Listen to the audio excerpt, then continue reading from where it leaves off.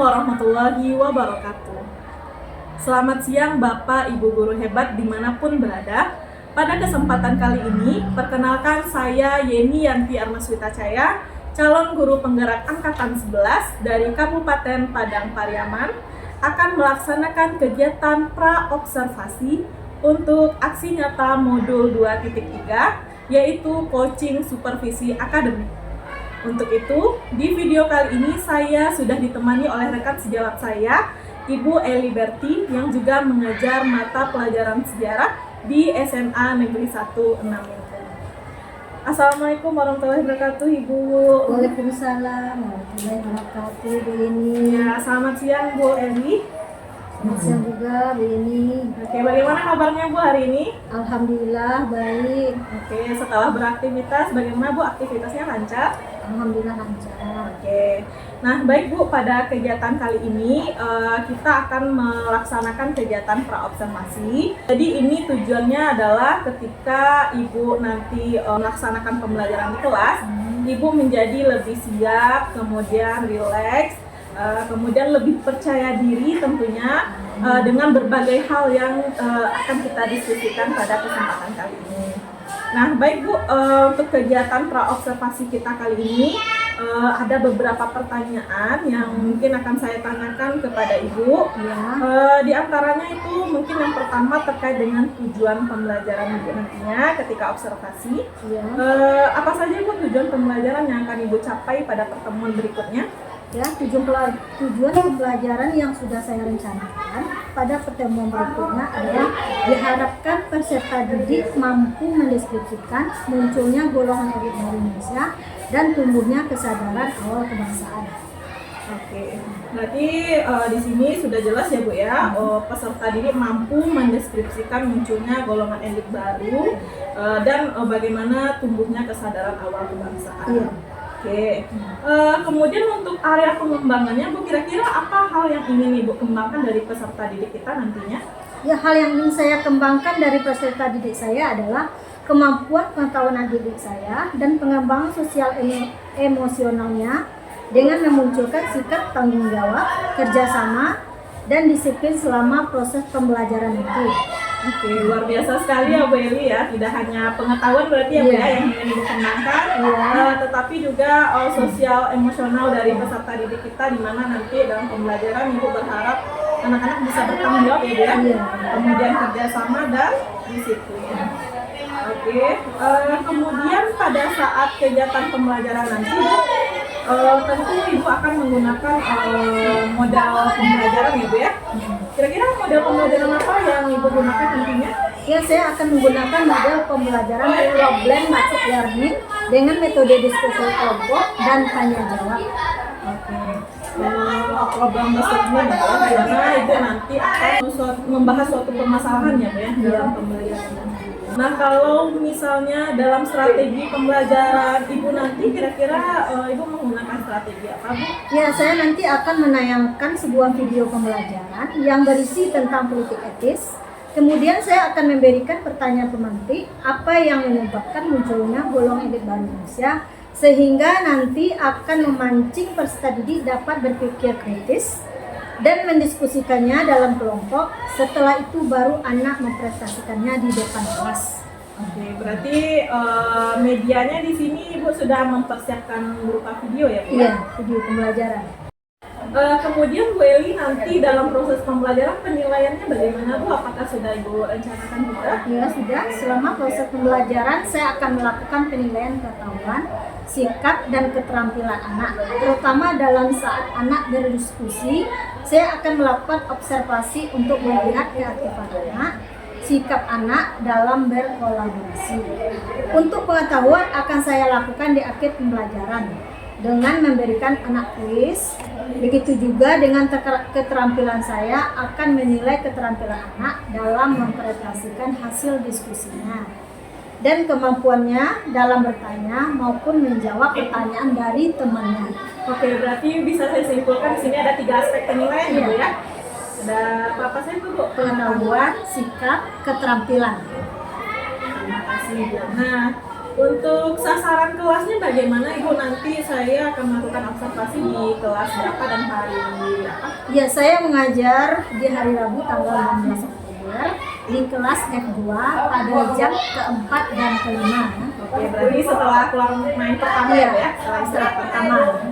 Mungkin dari beberapa pertanyaan tadi sudah tergambar juga rencana pembelajaran yang akan Ibu laksanakan pada saat observasi. Nah, jadi di sini saya sudah mengetahui arah pembelajaran Ibu, termasuk juga tadi Ibu sudah menyampaikan modelnya, strateginya, kemudian media yang Ibu pakai. Nah, berkaitan dengan hal itu nanti saya mengharapkan di hari Rabu ya Bu ya kita Iya. bertemu kembali. Nah, ya pada saat pelaksanaan observasi tentunya ya Bu ya.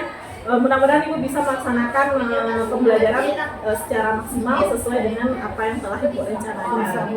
Ya. Jadi harapannya nanti kita bisa bertemu kembali ya Bu ya pada hari Rabu itu, dan setelah observasi dilakukan, saya juga mau meminta waktu Ibu kembali untuk melaksanakan pasca observasi itu. Ya Bu, terima kasih Bu atas kesempatannya dan waktunya Bu. Semoga sukses dan Ya, sama-sama ya Bu Yuni ya.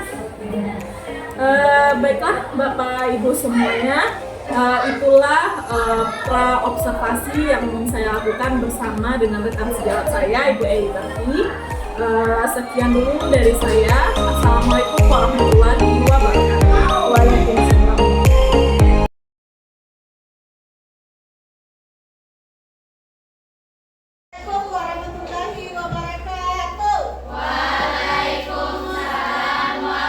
Warahmatullahi wabarakatuh. Bagaimana kabar Anda hari ini? Alhamdulillah luar biasa, tetap semangat, Allahu Akbar. Amin.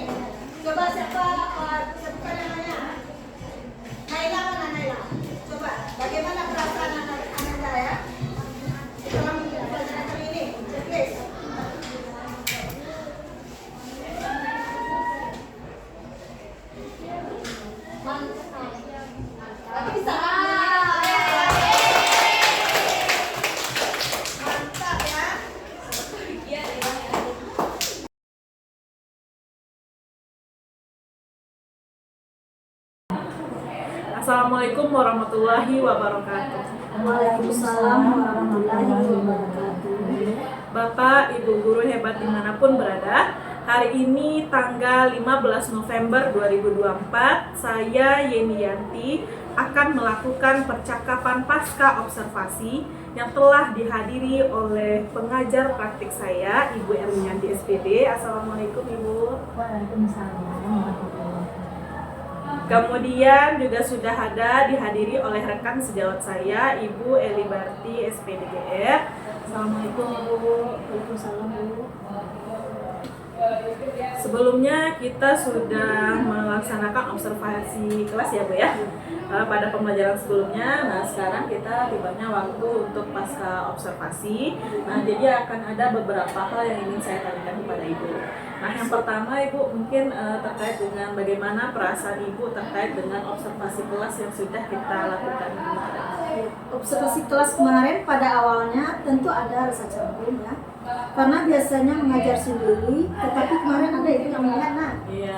Namun hal tersebut tidak menjadi masalah dan pembelajaran dapat dilanjutkan sesuai dengan tujuan pembelajaran yang dicapai. Baik Ibu, mungkin awal-awalnya memang terasa canggung ya Bu ya karena kehadiran saya. Namun saya lihat sudah berjalan seperti biasanya. Baik Bu, mungkin bisa Ibu ceritakan kemarin itu pada saat pembelajaran area pengembangan apa saja yang sudah Ibu lakukan di pembelajaran kemarin?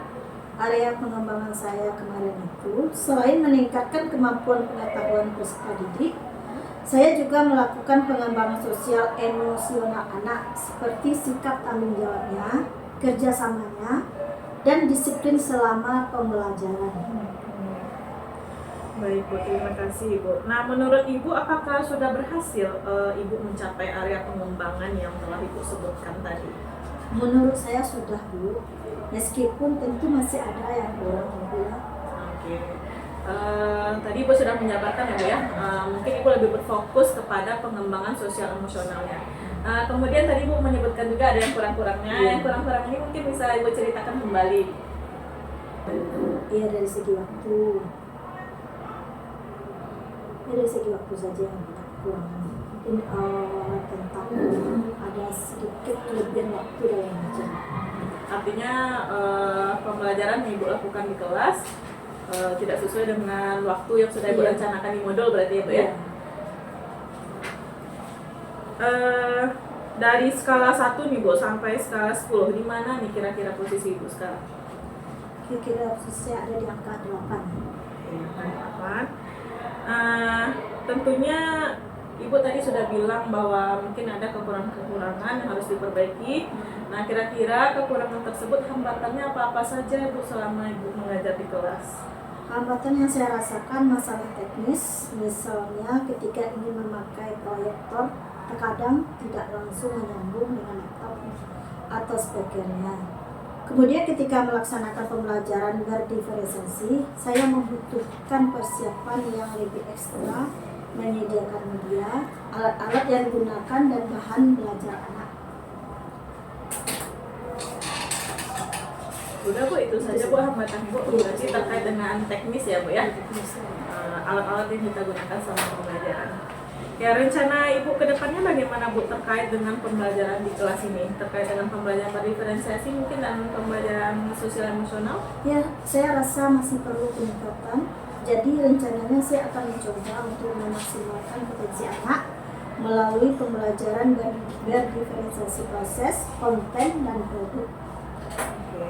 Nah, kapan Ibu akan Ibu lakukan rencana perbaikan ke depannya? Saya ingin secepatnya bisa saya realisasikan pembelajaran dan berdiferensiasi ini dengan maksimal mungkin. Nah, komitmen Ibu ke depannya bagaimana Bu terhadap pembelajaran kita di kelas? Saya berkomitmen minggu depan apa yang saya rencanakan dapat terlaksana dan dapat disampaikan secara berkelanjutan. Oke, berarti fokus Ibu ke pembelajaran berdiferensiasi aja Bu ya. Kemarin sudah terlihat pembelajaran sosial emosionalnya. Jadi Ibu berkomitmen ke depannya akan maksimal dari pembelajaran berdiferensiasi ini ya Bu ya. Oke Bu, dari tahap pra observasi, kemudian observasi kelas, pasca observasi, nah apa nih yang bisa Ibu simpulkan dari beberapa kegiatan kita ini Bu, dari rangkaian kegiatan kita ini? dengan adanya coaching pembelajaran yang saya lakukan lebih terarah, tujuan pembelajaran dapat tercapai dan area pengembangan yang diinginkan dapat terlaksana. Meskipun tentu masih ada beberapa hal yang perlu ditingkatkan dan kita tidak lanjutin ke depannya ya Bu ya. Baiklah Bu, tadi Bu sudah menyampaikan kesimpulan dari Bu. Nah sekarang mungkin izinkan juga saya menyampaikan beberapa hal dari beberapa proses yang telah kita lalui, mulai dari pra observasi, observasi kelas, kemudian pasca observasi ya Bu ya. Saya melihat Ibu sudah berusaha maksimal dalam menghadirkan pembelajaran yang sesuai dengan kebutuhan murid atau berpihak pada murid. Nah sehingga setiap potensi yang dimiliki oleh anak dapat digali dengan baik ya Bu ya. Nah hal ini terlihat dari saya melihat siswa aktif berdiskusi ya Bu ya. Kemarin Ibu membagi anak dengan kelompok ya Bu ya. Nah, di awal pembelajaran Bu juga sudah mengkondisikan anak untuk fokus dengan ice breaking ya Bu ya. Nah, di akhir pembelajaran Ibu sudah melakukan refleksi ya. Ibu meminta anak kemarin itu ya, maju ke depan, kemudian memilih emoji yang sesuai dengan perasaannya ya Bu ya di akhir pembelajaran.